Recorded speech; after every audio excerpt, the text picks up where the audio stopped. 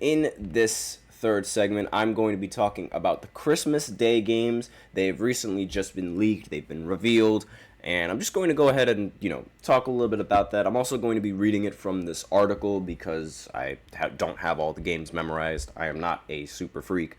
But aside from that, so Christmas Day, for the NBA, it's arguably, it's the money day for the NBA. This is where they make the most money.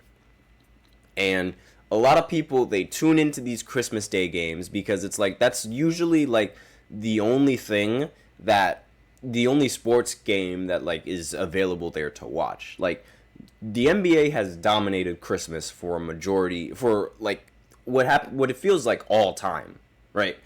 There are so many Christmas matchups that you can name. There was the Golden State Warriors against the Cavs when they matched up in, I believe, 2017. There was also that Kobe matchup, I believe, against Houston. It was a long time ago. But most of the time, the Christmas Day games, they are the most watched games in the NBA, period. Now, given how the NFL is now bringing in Christmas Day games, the viewership is definitely going to tank because, let's face it, the NBA is never ever going to compete with the NFL in terms of viewership. But still, the fact that the United States has games going on from the afternoon all the way to night, it just shows you they're very dedicated to this Christmas Day thing. And it's going to be, a lot, obviously, the viewership is going to be split. I'm probably going to watch both the NFL games and I'm going to watch the basketball games. It's not really going to be just me binging basketball because, football, America, I got to watch football.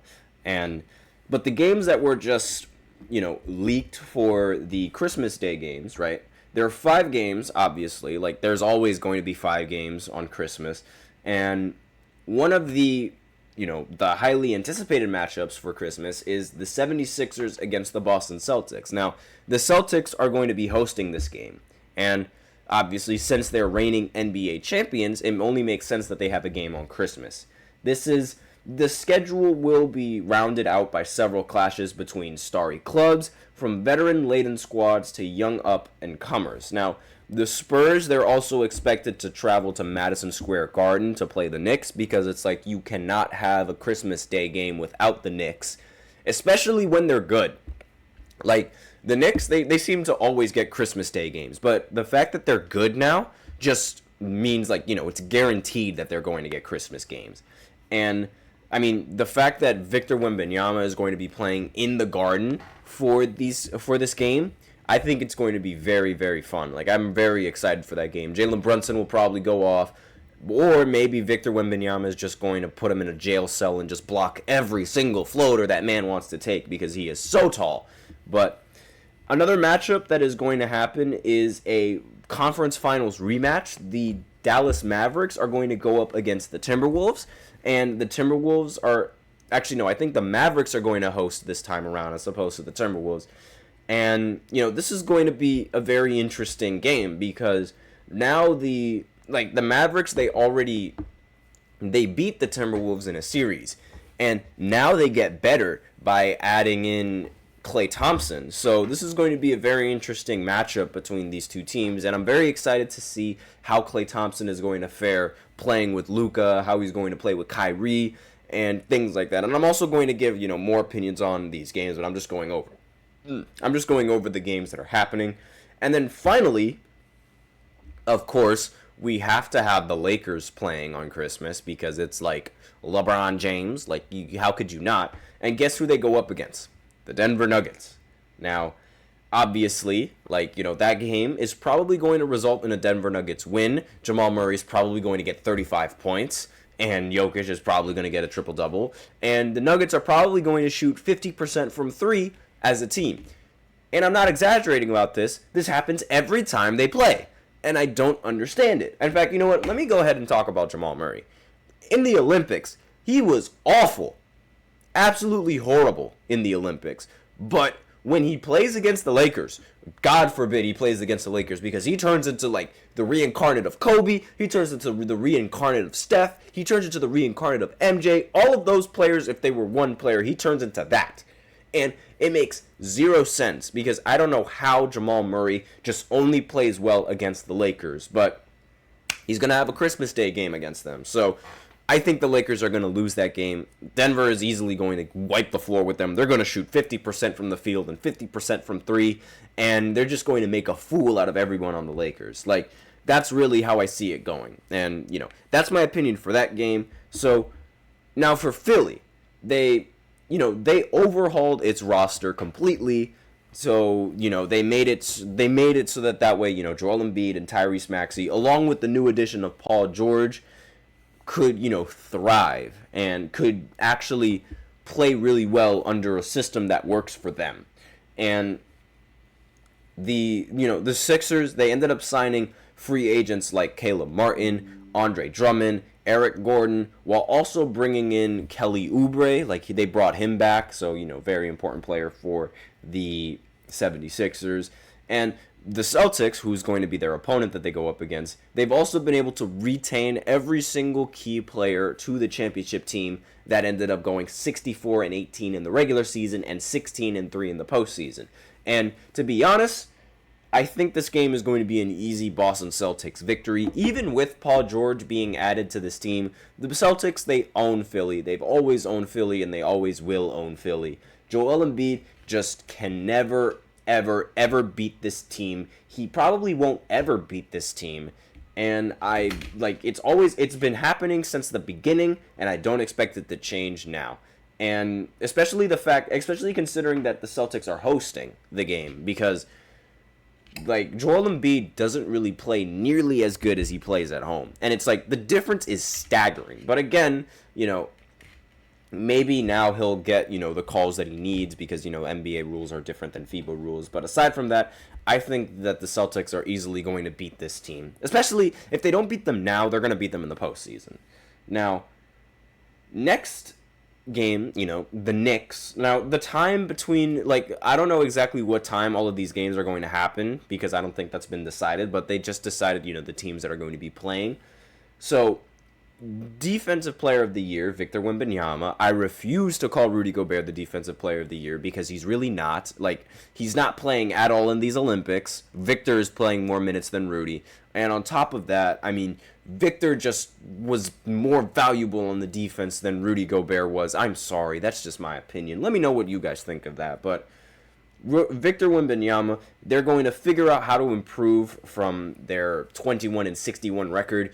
They have newly acquired point guards, so I think that's going to be a very nice, that's going to be very good for Victor, and that's just going to be, it's going to set Victor up very well because let's face it, Jeremy Sohan, setting up Victor just wasn't working. I think he was jealous of Victor and all of his height and all of his glory and all of his talent because he wasn't giving him the ball at all.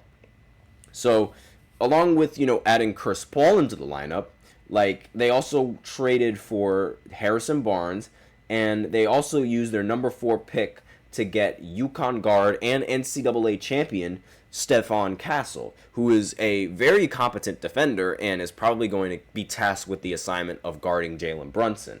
Now, the Knicks, meanwhile, they traded for Mikal Bridges, so now they have all of Villanova on the Knicks, which is, the Villanova Knicks might as well be what they call them. And they also were able to re-sign OG Anunoby to a long-term contract and free agent center Precious Achiuwa, forgive me if I messed up that last name, to a shorter-term deal, as well as extending Jalen Brunson. And, as you guys know, Jalen Brunson took a huge pay cut, which was beautiful, and brought aboard veteran point guard Cameron Payne for extra depth. So this matchup is going to be a very interesting matchup, and I think all of these games are really going to be interesting matchups. Aside from the Lakers and Denver, I think Denver is going to wipe the floor with them.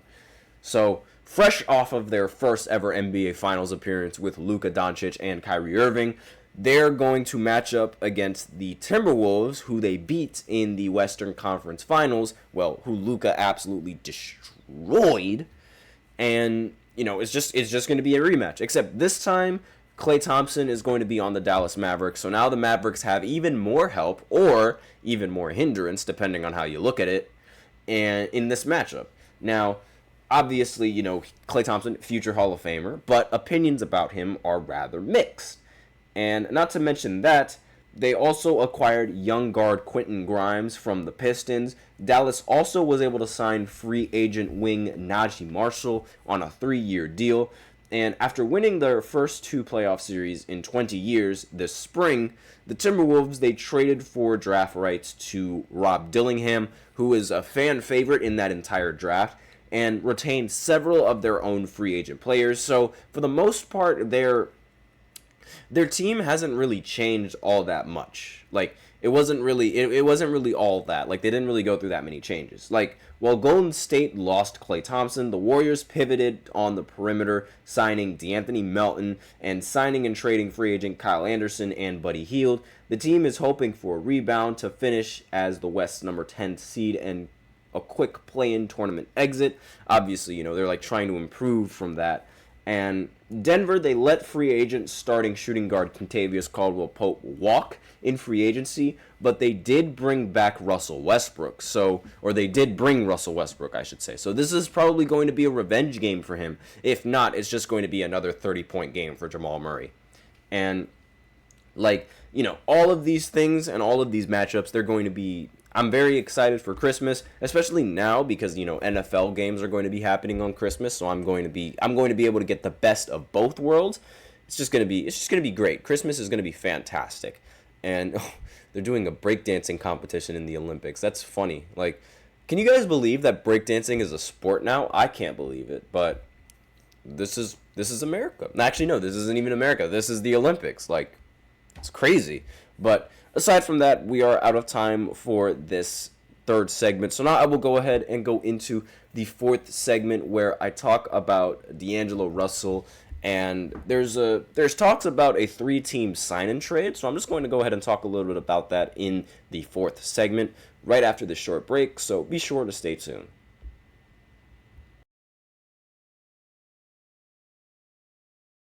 For the best and latest podcasts available anywhere, go to the podcast app on your cell phone and type in GSMC to access free content-rich podcasts on health and wellness, book reviews, sports, entertainment, relationships, social media, movies, technology, finance, and even weird news. Subscribe and download the GSMC Podcast Network's family of shows, available everywhere podcasts are found.